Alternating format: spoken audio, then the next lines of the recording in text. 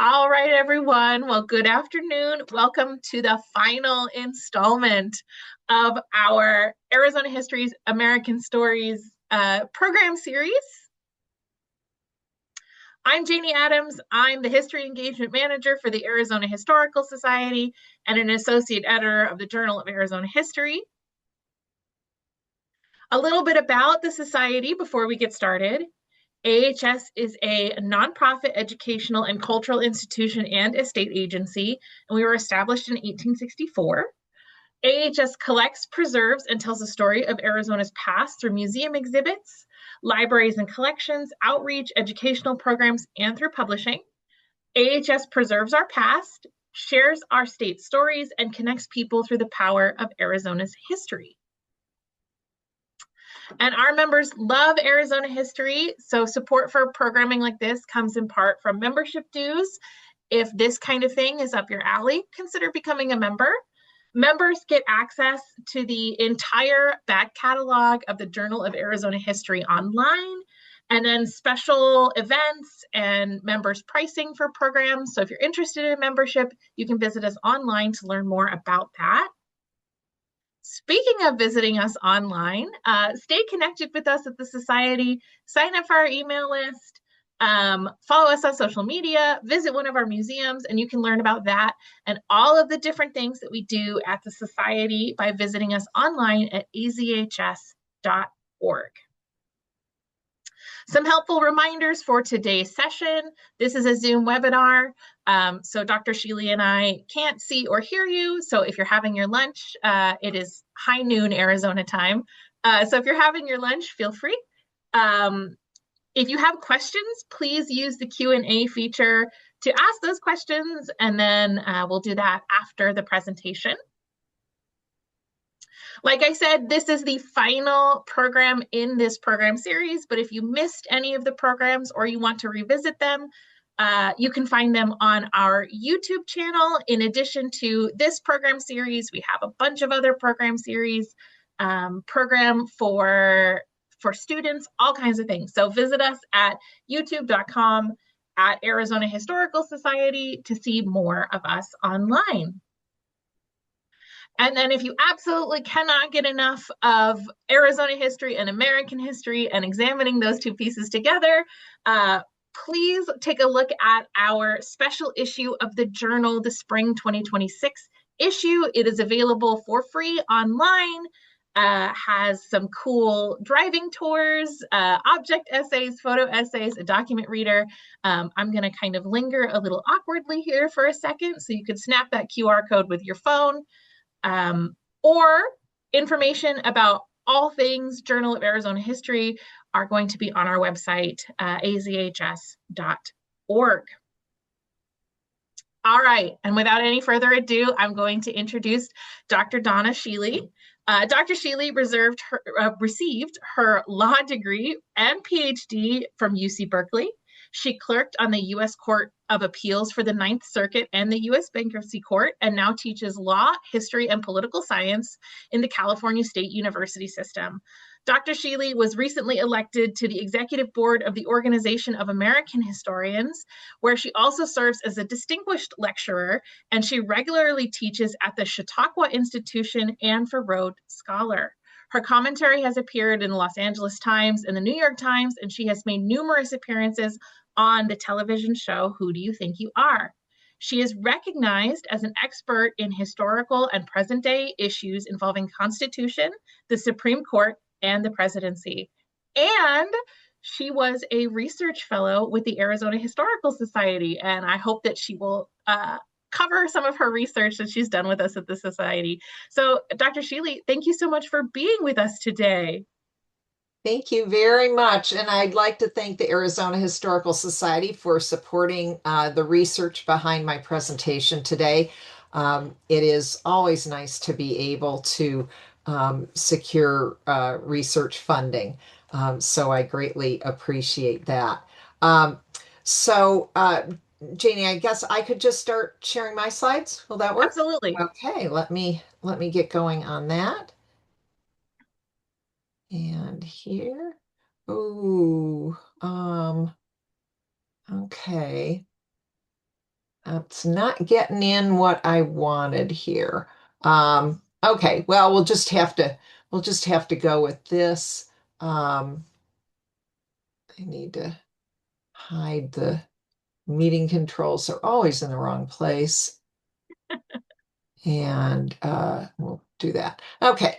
We had a little bit of a glitch here. The blank space here is supposed to be filled up by the announcement for the program that you saw.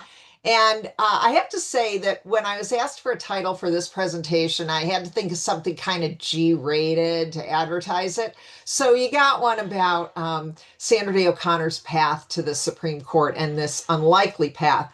But better yet, I tend to title this presentation When Ronnie Met Sandy, A Tale of Two Politicians and a Love for Small Government. And this picture here is taken from the Rose Garden before it was paved over. And this was a meeting between O'Connor and Reagan when he invited her to the White House to interview her for a position on the Supreme Court. And they did a number of photo ops, and this was one of them in the Rose Garden. Clearly, they have an affinity for each other. Well, let me gonna bring this down here and get going here. So in October 1980, while trailing in the polls that indicated he had a woman problem, presidential candidate Ronald Reagan made a bold promise. If elected, he would name the first woman to the Supreme Court. Now, you can see here that as the polling was going through, around October, you can see that Reagan is trailing. He's down around 39%, where Carter was at 47%. This is a couple, maybe 2 to 3 weeks before the election.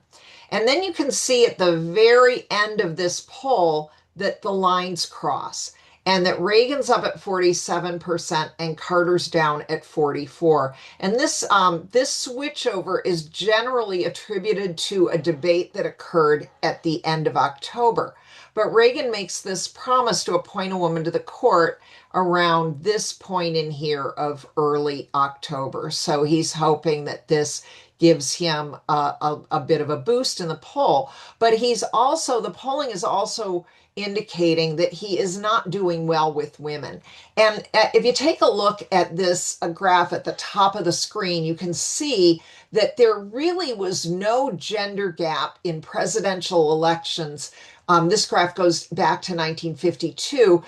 Men and women pretty much track themselves, but the gender gap opens here in the 1980 election.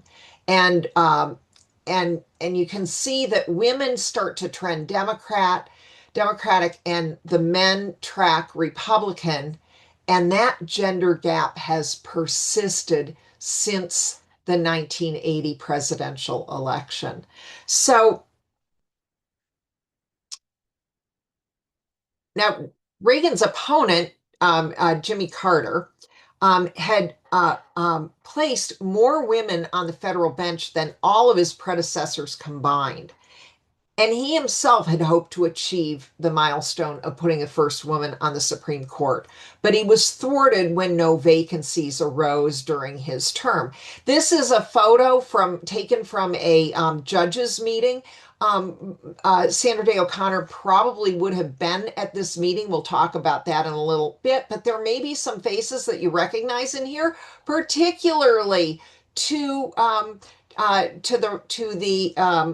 left of Carter, and there's Ruth Bader Ginsburg, who Carter appointed to the D.C. Circuit, the Court of Appeals, in 1979.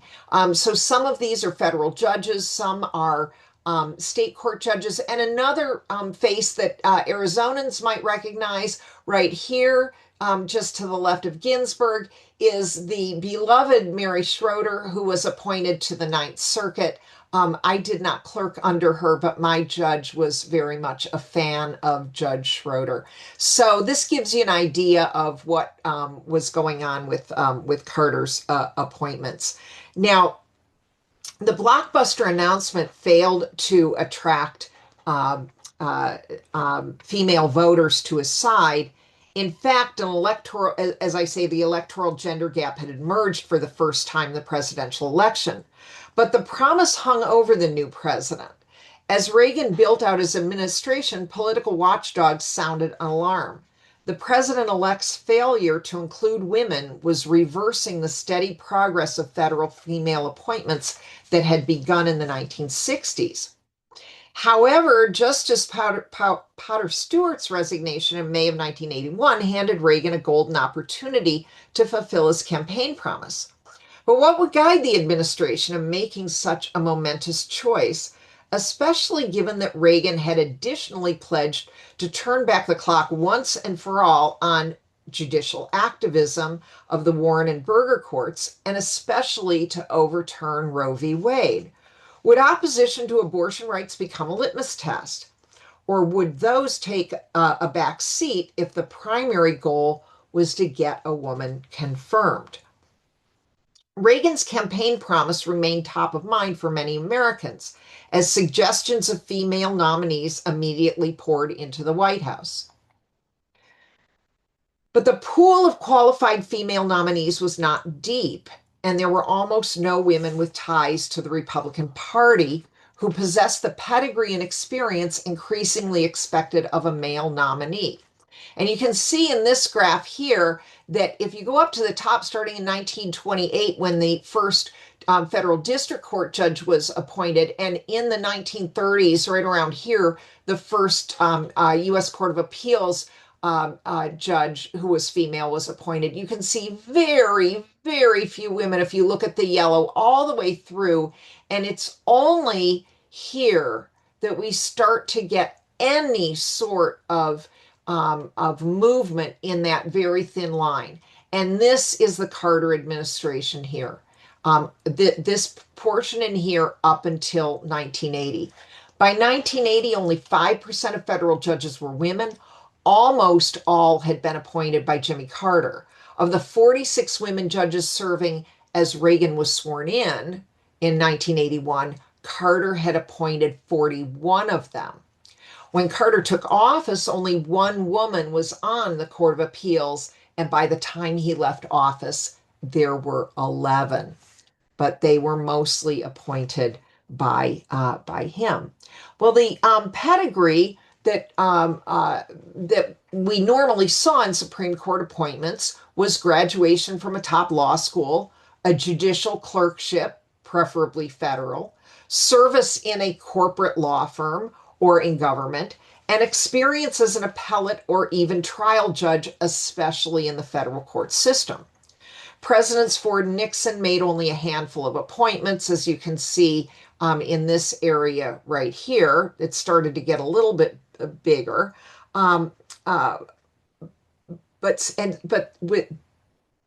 those, there were very few in terms of Republican appointments. State high courts presented the same problem of a few women serving there, and not many had GOP bona fides. Nevertheless, for such an unprecedented nomination, Reagan might have been drawn to a female candidate whose qualifications were traditional by male standards in order to ensure a smooth confirmation. And one woman stood out above all others, Cornelia Kennedy. She'd graduated at the top of her law school class at the University of Michigan, served as an editor of the Law Review, clerked on the very important DC Circuit, and her judicial resume rivaled that of any man. She had over 10 years experience on the federal courts, both at the trial and appellate levels, having been nominated by a Republican, Nixon, to the district court, and elevated to the circuit court by a Democrat, Carter. Indeed, Kennedy's name emerged early, and fellow Michigander, former President Gerald Ford, wrote to Reagan to recommend her. Reagan's advance team even paid her a quiet visit. In those days, Kennedy would have known better than to campaign for a seat on the court. But she didn't even try to build up back-channel support, which would have been crucial to eclipse the enthusiastic word making its way back to Washington, D.C. about another woman candidate whose credentials fell far short of hers. The only other candidate vetted by the Reagan administration was a little-known jurist recently appointed to the relatively new and very small appellate court in a state that ranked in the bottom half population-wise, Sandra Day O'Connor of the Arizona Court of Appeals. Among the names floated to fill Stewart's seat, O'Connor's was rarely mentioned, and her credentials didn't come close to matching Kennedy's. And you can see seated here, and this court is so small, there are only 9 justices. And she's appointed in December of 1979.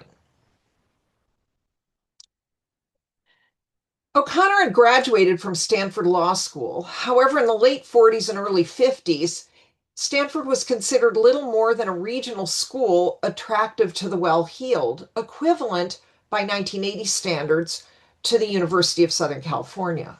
Although she excelled in her law school classes and served on the law review, O'Connor had difficulty establishing herself in the profession. She did not obtain a judicial clerkship, and over the years she gained only workaday experience practicing law. Her tenure as an elected trial judge was unremarkable, and her very recent elevation to the appellate court probably had more to do with politics than merit. So how was it that she bested Kennedy to wind up as the first woman on the Supreme Court? Various theories have been advanced. One is that a recommendation by Associate Justice William Rehnquist helped out. He had been a classmate and suitor at Stanford Law, and after graduation, he too launched his legal career in Arizona. There, the O'Connors and Rehnquists formed a close social and political friendship. No doubt he had good things to say about O'Connor once she was under consideration. However, there's scant evidence that Rehnquist played an important initial role. Another theory is that Arizona's senior senator, Barry Goldwater, put O'Connor on Reagan's radar screen. O'Connor did have substantial ties to Goldwater, but by 1981, Goldwater's relationship with Reagan was fraught. There's evidence that Goldwater suggested O'Connor early on, but it seemed to be more of a favorite daughter courtesy than a serious recommendation. Yet another theory is that Reagan learned of O'Connor during the transition in late 1980 when she sought a position in the new administration. But there's no evidence that O'Connor's application was given any attention. Reagan's failure to choose Cornelia Kennedy, the only female jurist of the time who checked all the typical boxes, prestigious educational pedigree, extensive federal trial and appellate court experience, and stamps of approval from 2 Republican presidents, indicates that those may not have been the qualifications important to Reagan. And the fact that O'Connor was lagging and lacking in those achievements provides further evidence that they were not. But what qualifications did Reagan seek in his first appointment to the court? And why did Reagan see O'Connor not only as an attractive candidate, but as the attractive candidate?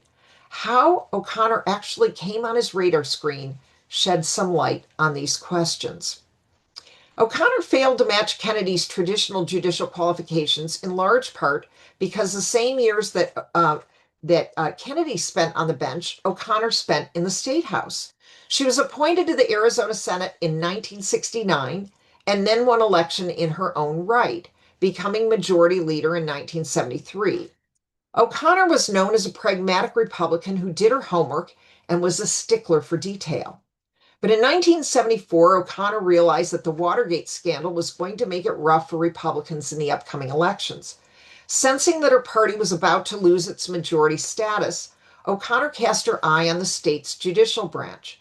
In November 1974, she ran for and won a seat on the local trial bench, notwithstanding that she had little experience as a courtroom lawyer.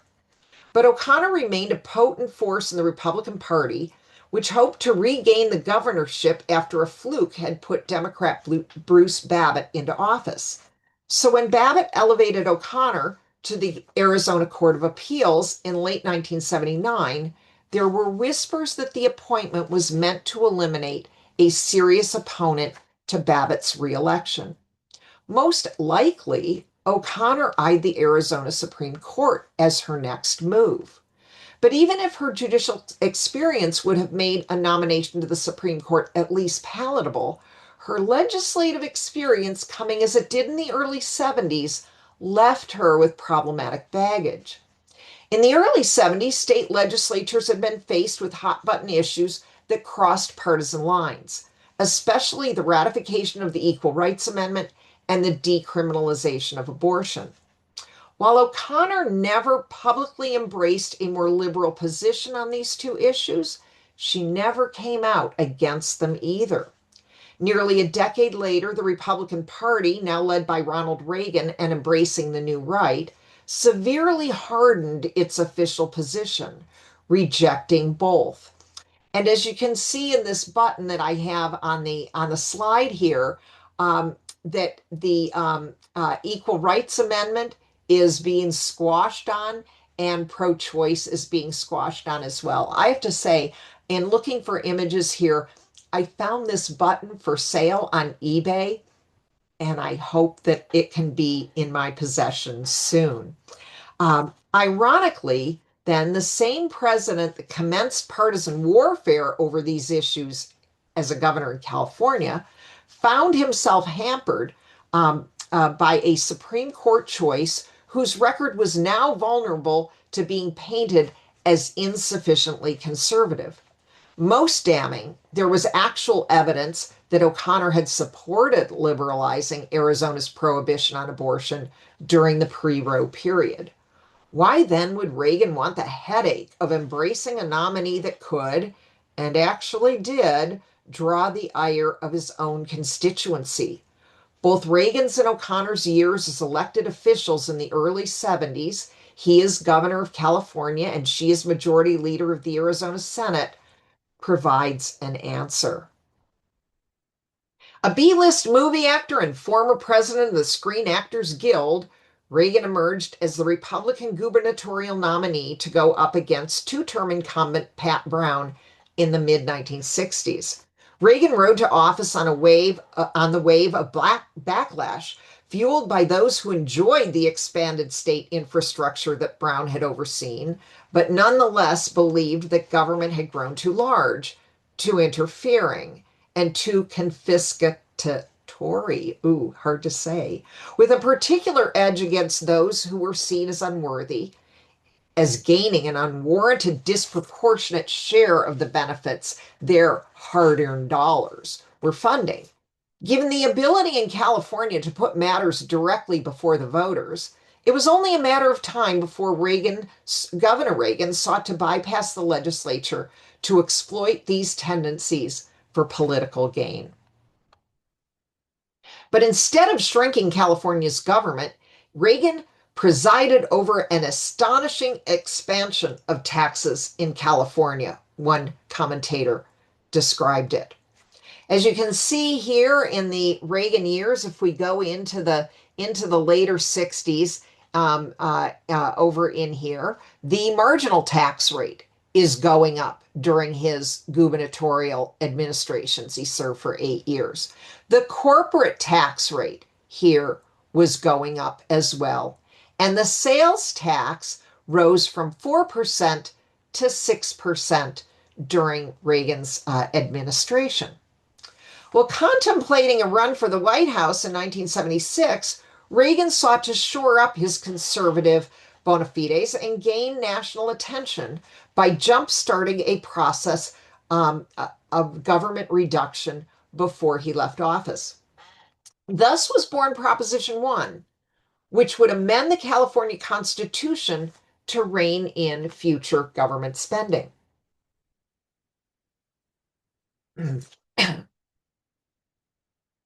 Reagan deputized aide Louis Euler to form a task force to draft Prop 1 in late 1972.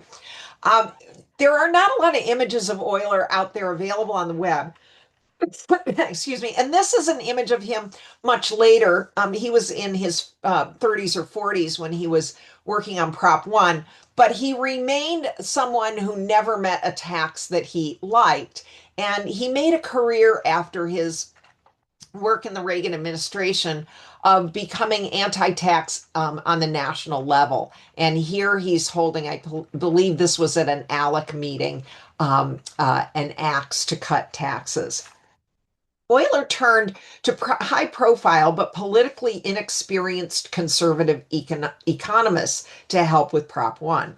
What emerged was a plan that called for year-over-year tax reductions dictated by the ratio of tax revenues to personal income. Prop 1 also required a two-thirds vote of the legislature or an initiative put directly to the voters to raise taxes. The reduction hinged on a complicated guesswork made by an appointed commission. As a result, the drafters tied themselves to gaming out myriad future contingencies and defanging objections. I think that one of the problems was going to the academic economists to draft Prop 1. So Prop 1 was vulnerable to charges that it was fatally complex.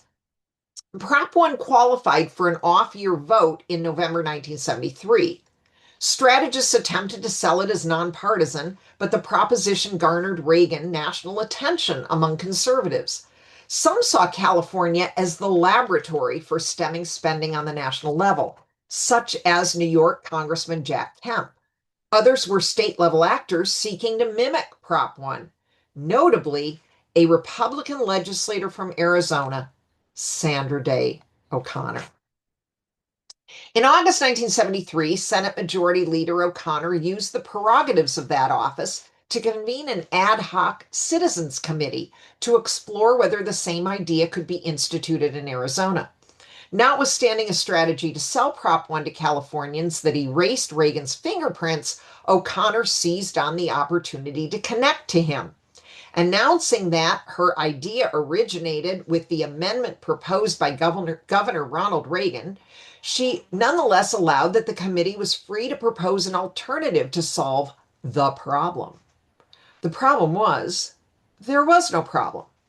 O'Connor vaguely echoed Reagan's claims that government was growing too large and taxes were becoming too onerous, but Arizona had not experienced the same deficit tax hike cycle that had marked Reagan's tenure.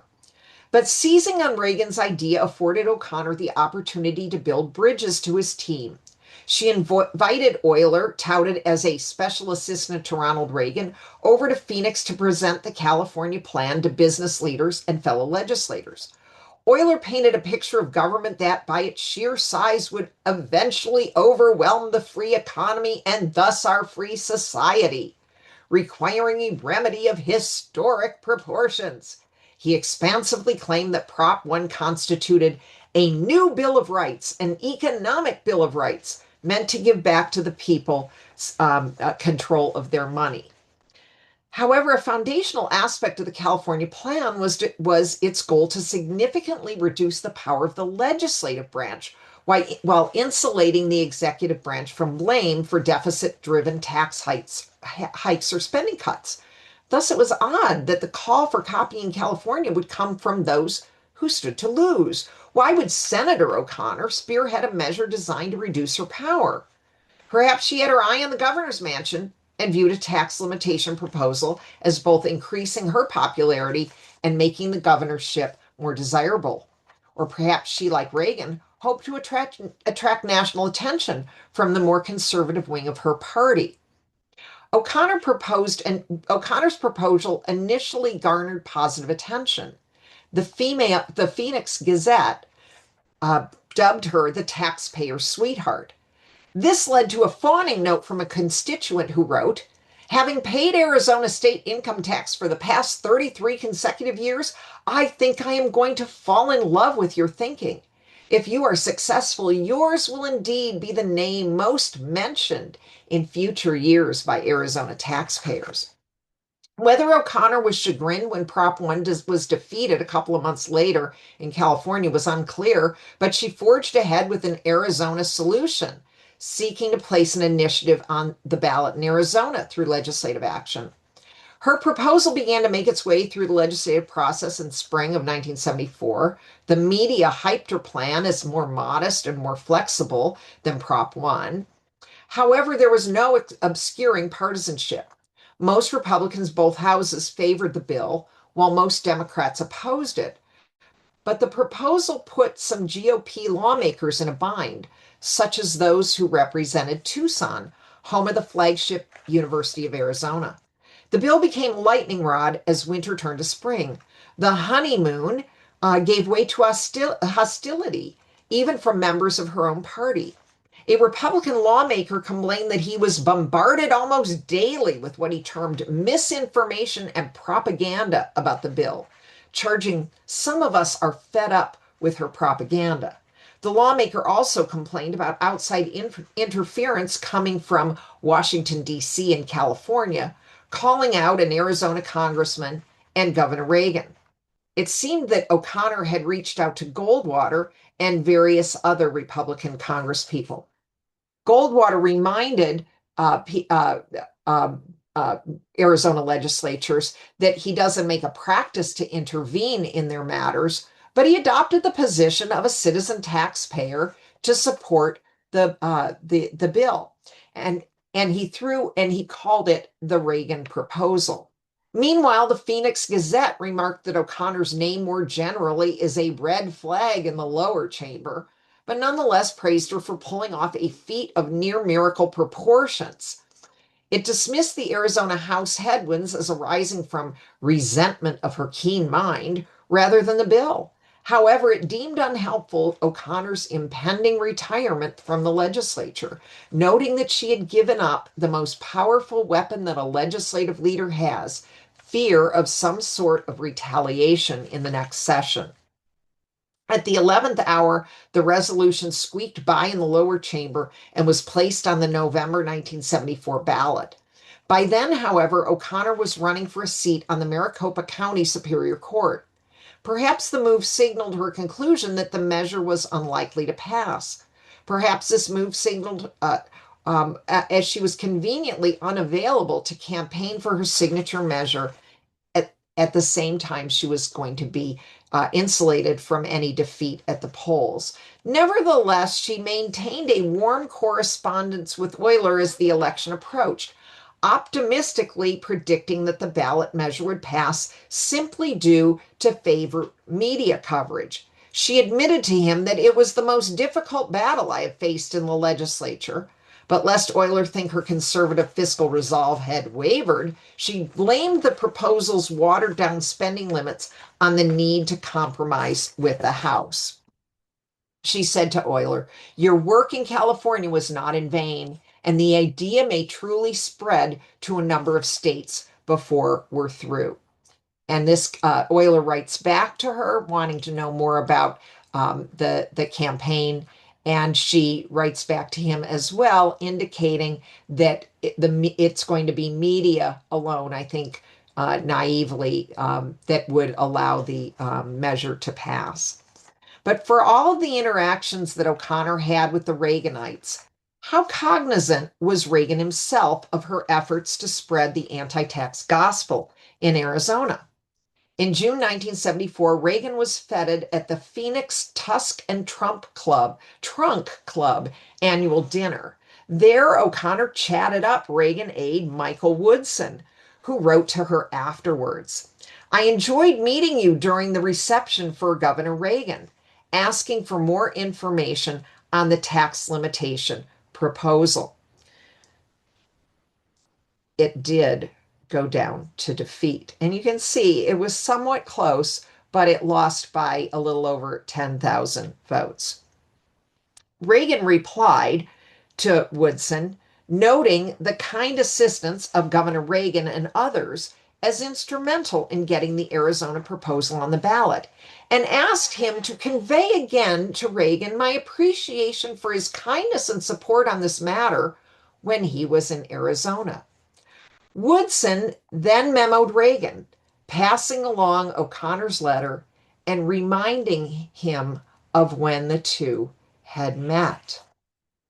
In 2019, O'Connor biographer Evan Thomas wrote that O'Connor related Reagan recalling the Tusk and Trunk meeting when he welcomed O'Connor to Washington, D.C. to evaluate her for a seat on the court. Thomas portrayed the remark as an aside without any substantial significance. But the fact that O'Connor and Reagan had interacted over taxing and spending limitations in the 1970s may well have played a significant role in Reagan's choice of O'Connor over seasoned federal jurist Cornelia Kennedy. Perhaps Reagan was not looking for a judge, he was looking for a politician, and one who had already proved her loyalty to his political goals of reformulating the relationship between the governor and its citizens. In each contest, in such a contest, based on political ideological loyalty, Judge Kennedy could not win, as the job itself would have in those days precluded the demonstration of political loyalty. And this may explain why Reagan was willing to overlook O'Connor's track record as a legislator when it came to the ERA and abortion. Reagan was a pragmatic politician. He favored abortion rights until he needed the support of Republican right to lifers. And once Reagan was elected, achieving tax cuts was a high priority. While Reagan may have lost the battle over Prop 1 and O'Connor over her proposition in Arizona, the anti-tax sentiment unleashed in California led to the passage of Proposition 13 in 1978 as Reagan prepared for another run at the White House. His election to the presidency 2 years later, based on a campaign where he portrayed the government as a problem rather than a solution, proves that he won that war. Reagan got what he wanted in O'Connor's appointment. And the Arizona taxpayer who claimed that O'Connor's name would be the one he most remembered in the future by Arizona taxpayers, could hardly have known how prescient he was. O'Connor had bet on the right horse in her last couple of years as a legislator. Who could have known that it would lead to a seat on the U.S. Supreme Court? Thank you. I'm going to come out of here and stop the share. There we go. Okay. Donna, thank you so much. This whole program series, we've been trying to assert, that Arizona history has a significant role in national history, but I love that your talk kind of flips that, right? And approaches it from a regional and a national angle to tell an Arizona story that has these like seriously long-term reverberating implications. So while we're waiting for some questions to come in the chat, and don't forget that you can use the Q&A feature to send in those questions, I was hoping that you could tell us a little bit about how you got interested in this topic, and then maybe a little bit about your research with AHS. Thank you. I am actually a 19th century historian. So I was approached by a fellow historian to do some work on O'Connor. So I started on a larger biographical project, but I wanted to kind of bite off smaller chunks of it. And I initially went to the Arizona archives, state archives, to look at the legislative papers of hers that were there. And they're very scattered.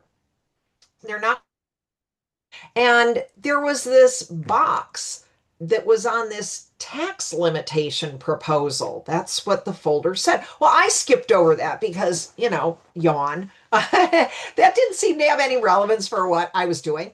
But when you get into the archives, when you're an archival researcher, it's always scratching at the edge of your mind why that particular record was saved, or those particular sets of records were saved. And given that the archive of her legislative papers was scattered, I pretty much figured that she put them together, that she had a role in those records being saved.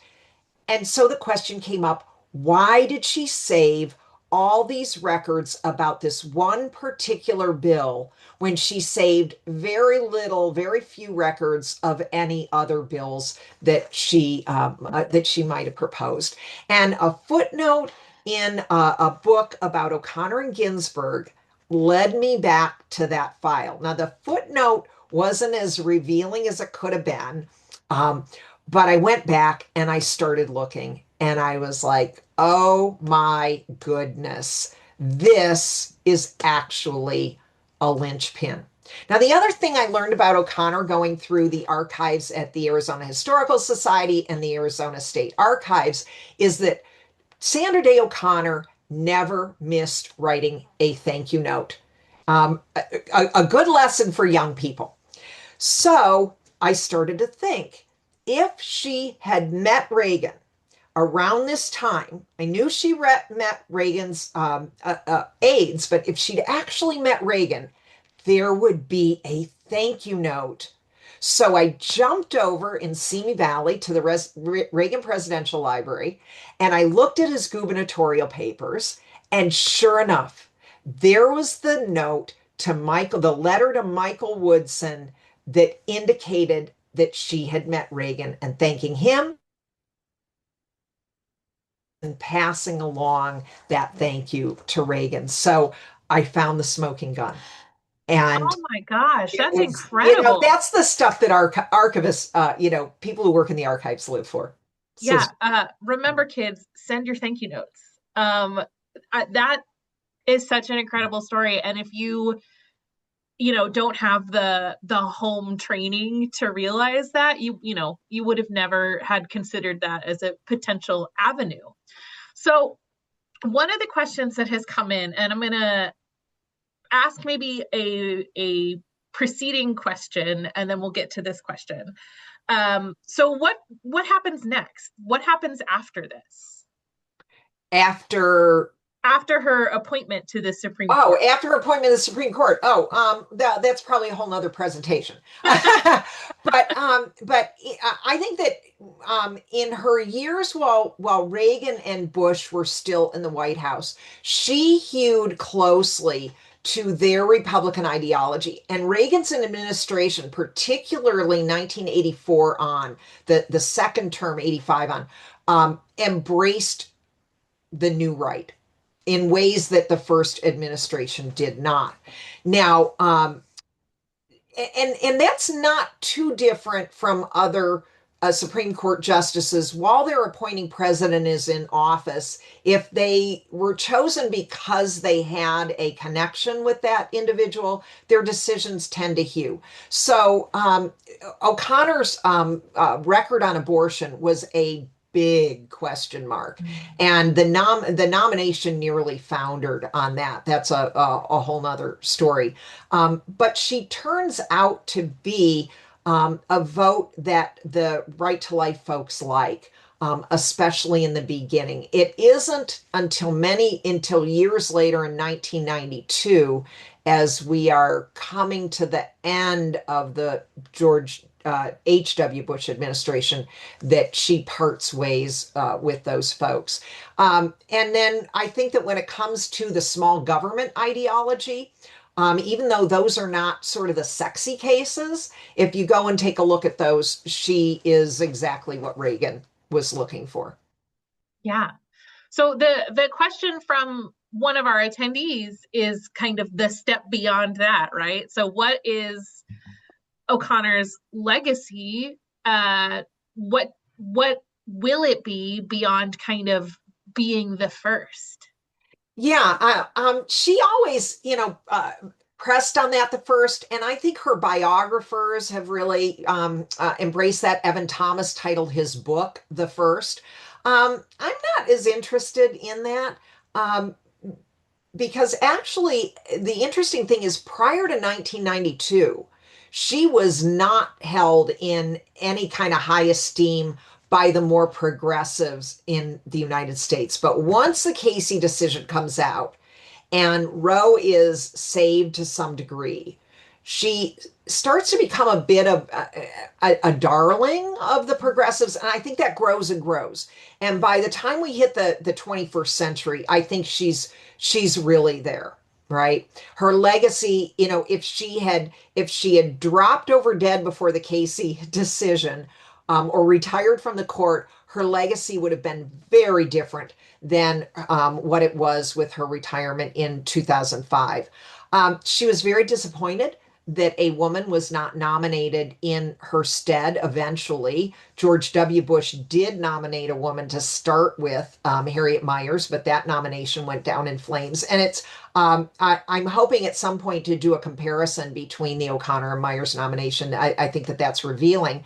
Um, and once Alito fills her seat, um, we see quickly that he is not deciding cases in the same way she is, substantially, and the court has moved ever further right. So her legacy, I think, has grown larger in a progressive sense that might not be entirely accurate, but I think that's where we are because of where the Supreme Court is today. Yeah, I think it's so important to remember that a lot of these superlatives are, of course, comparative. So as more history happens, the kind of value of that superlative is going to change over time. So we have time for a couple more questions. And while we're waiting for those to come in, you've already kind of teased at the future of this project. So where is your research taking you next? Well, this particular presentation is an article headed for the California History Journal. It was solicited by that journal, and I was asked to do something about California politics, and I was deeply embedded in this O'Connor work, and I'm thinking, oh, it's Arizona, it's national, and I thought, wait a minute, this California Arizona connection is a really good and I think important story to tell because all of her biographers, um, they really echo these theories that I talked about how she came on Reagan's radar screen. None of them point to a meeting of the two of them and a connection between the two of them while they're legislators. And I think that really answers the question of why he's willing to overlook the abortion ERA issues and why he doesn't go with Cornelia Kennedy, who would have been the perfect candidate. I plan to do a little bit more on the nomination, especially the fight over her positions on abortion, and then further on, I'm working on a book about a case that she decided she provided the fifth deciding vote in her first term, Mississippi University for Women versus Hogan. And she was assigned to write the majority opinion. And that was a case where a man wanted to be admitted to the nursing school at the Mississippi University for Women, which is a state university. And this went all the way to the Supreme Court. He had been denied admission based on his gender. And in a 5-4 decision written by O'Connor, he is let in. And the opinion is very Ginsburg-esque. So I'm planning on that book for a Kansas University Press series on landmark Supreme Court cases, which is a series that is very accessible to the general reader. So I hope that that gets a wide readership, and that's a little bit further down the line. I have really, I've abandoned my initial thought of doing a big biography. That's not really on the front burner right now, but I could be induced to come back to it. And by the way, I really, having gotten into all of this Arizona history of O'Connor, would love to do something for your journal. Oh, yay. Oh, we always love to hear that. So another couple questions that have come in. Now that we can reflect on her career in the Supreme Court, which of her opinions do scholars find, most significant? Of course, everyone's going to have, most significant to who in which context. But, which of those decisions are going to be the big ones? Well, Casey, absolutely, because in a lot of ways, Roe wasn't saved. And even though O'Connor probably wrote only one part of that decision, and I think the consensus is that she wrote that part, dealing with a law that in Pennsylvania that required a woman to tell her husband if she was going to terminate a pregnancy, and O'Connor recognizes that women that are in abusive relationships could put them at danger. Um, I think that she's going to be remembered for what Casey brings in from an earlier decision, and this is the idea of undue burden, that the state is allowed to legislate and put roadblocks to obtaining or regulate around obtaining an abortion as long as it is not an undue burden. And that remained the law, and it was mushy enough until the Dodd decision, where Roe was overturned. So I think Casey's a big one. I think another one that she's going to be remembered for is the Michigan affirmative action cases, law school and undergraduate. And she was sort of the deciding vote on not on striking down Michigan's undergraduate process, but upholding Michigan's process in the law school. Now, again, these are decisions that this decision about the law school has been overturned by the current Roberts Court. But I think that she will be remembered for that. And this is a thing that a lot of the things that she's going to be remembered for in terms of decisions have been overturned, have gone the other way. But then that increases her reputation, I think, among progressives. Yeah, absolutely. Well, Donna, thank you so much for being with us today. We are looking forward, of course, to seeing future work in the journal and then seeing your book on these topics that is forthcoming. Thank you so much for being with us today. Thank y'all for joining us. And thank you for tuning in for this America 250 series. We hope that it really kind of encouraged you to think about Arizona history in a national context, national history in an Arizona context, and think about the interplay between the two. So I hope you all have a good rest of your day and take care. We'll see you next time. Thank you, Janie. Bye. Bye-bye.